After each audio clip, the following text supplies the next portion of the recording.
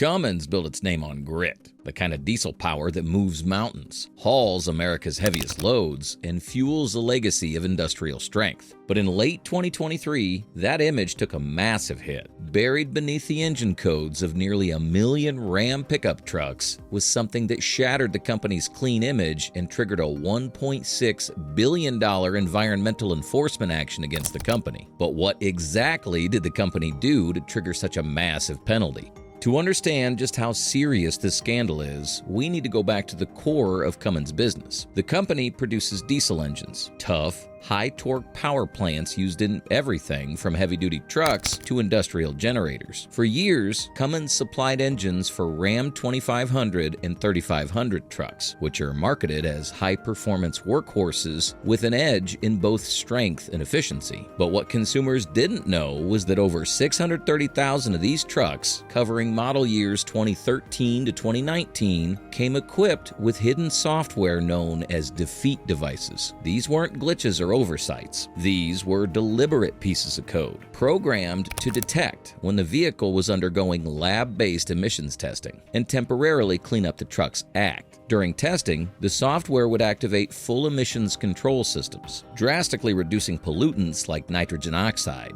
NOx, a dangerous gas linked to asthma, lung damage, and smog. But as soon as the trucks were back on the road under normal conditions, the software would scale back those controls, allowing the vehicle to emit up to 100 times more NOx than what federal law allows. And it didn't stop with the older models. Investigators later discovered that Cummins also sold around 330,000 newer trucks, spanning model years 2019 to 2023, that contain undisclosed auxiliary emissions control devices, a technical violation of the Clean Air Act. These devices didn't completely disable emission systems like the earlier defeat devices, but they still operated in ways the EPA said should have been disclosed and vetted. So, how did all this come to light? The turning point came in the aftermath of Volkswagen's dysregulate scandal in 2015. That case shook the auto industry and led to a crackdown by the EPA and California Air Resources Board, CARB, who rolled out a new wave of more aggressive emissions testing. No longer content with lab results, regulators began conducting real-world emissions testing, where vehicles were driven on actual roads under typical conditions. It was during these updated tests that Cummins engines started raising red flags. The numbers didn't match what was promised. Digging deeper, federal and state agencies discovered the software manipulations, the hidden parameters, and the pattern of non-disclosure that pointed to systemic evasion of emissions laws. The result? More than just a breach of trust. The government estimated that the excess NOx emissions from Cummins-equipped trucks amounted to thousands of tons of illegal pollution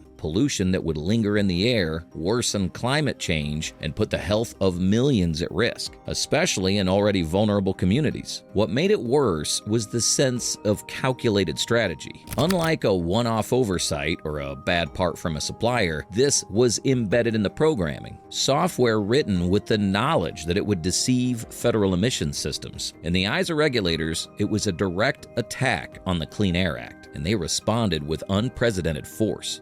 When the dust settled, the price tag for Cummins' deception was more than just staggering. It was historic. The company agreed to pay a $1.675 billion civil penalty, the largest ever handed down under the Clean Air Act, and the second largest environmental penalty in U.S. history. But that's just the tip of the iceberg. This wasn't some routine slap on the wrist. The federal government, along with the state of California, made it clear that the scale of the violation demanded a financial response that matched the environmental damage and the betrayal of public trust. In total, the settlement's value surpassed $2 billion once environmental mitigation efforts and mandatory recall costs were factored in. One of the most significant components of this fallout was the mandatory recall and repair of over 600,000 affected trucks. Cummins was ordered to update the engine control software to bring the vehicles into compliance, but simply fixing the problem wasn't enough. The settlement also required the company to extend warranties on key emissions control components, ensuring that the fixes wouldn't be a temporary band-aid, but a lasting commitment. And then there's the environmental cleanup. Cummins agreed to pay more than $325 million on initiatives designed to offset the damage done by the excess NOx emissions their engines released into the air. This includes funding the replacement of old, high-polluting diesel locomotives with cleaner models and reducing emissions at rail yards. Projects selected not just for their impact, but for their symbolism. The goal was to directly address the communities and ecosystems that bore the brunt of Cummins' wrongdoing. But even beyond the government penalties, Cummins has taken a serious financial hit internally. In a statement to investors, the company revealed it had set aside $2.4 billion in charges to cover recall costs, potential litigation, and other expenses tied to the scandal. For a company with annual revenues north of $30 billion, it's a major blow, not just financially, but in terms of investor confidence and long-term brand credibility. This was no ordinary fine. It was a statement, a loud, unmistakable warning to any automaker or engine manufacturer that clean air rules aren't optional, and the cost of cutting corners can be brutal. For Cummins, it marked a turning point in its history, not because they were caught, but because the financial consequences will ripple through their operations, balance sheets, and reputation for years to come.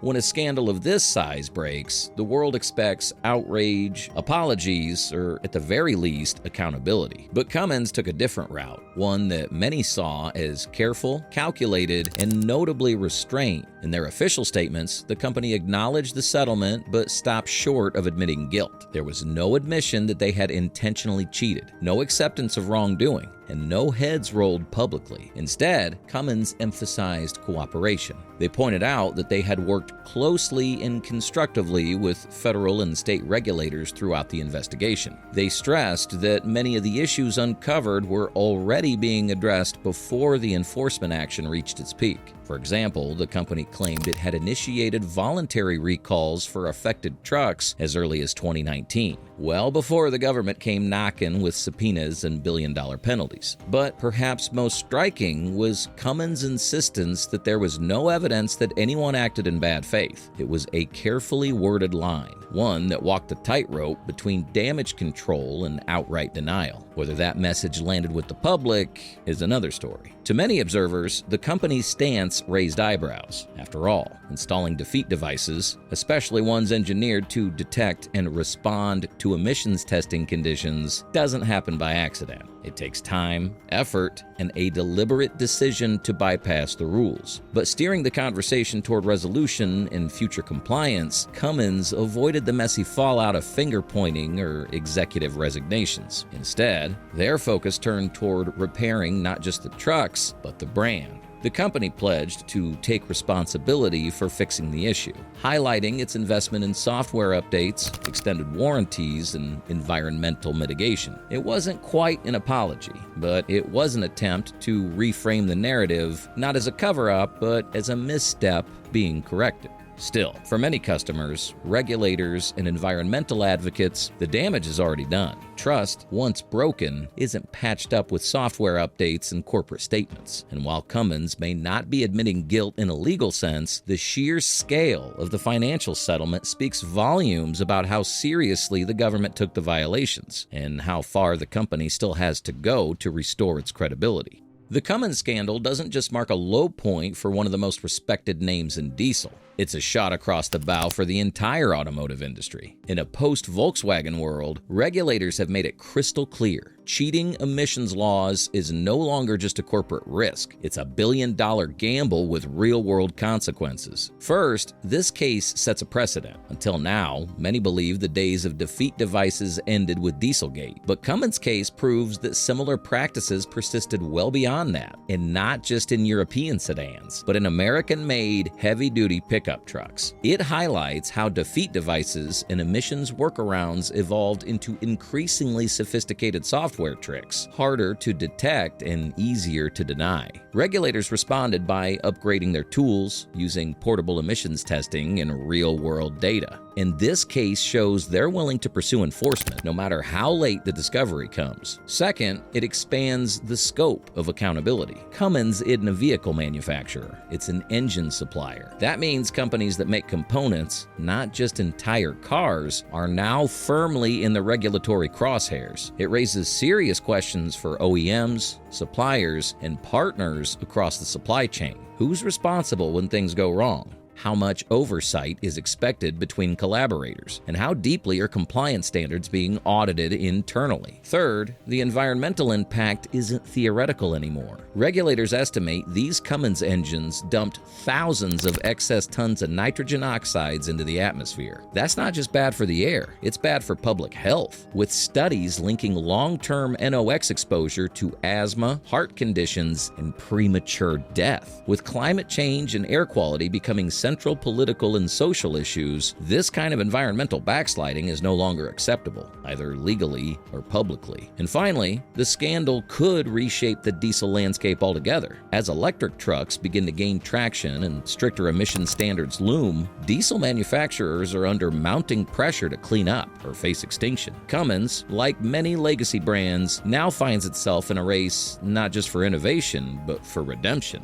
This wasn't just a fine, it was a warning. If a brand as established as Cummins can fall this hard, it sends a clear message to the rest of the industry. Clean air is not optional, and the price of breaking that trust is higher than ever. Don't stop following us. Hit the like button and make sure you subscribe to the channel for more of our videos. See you in the next video.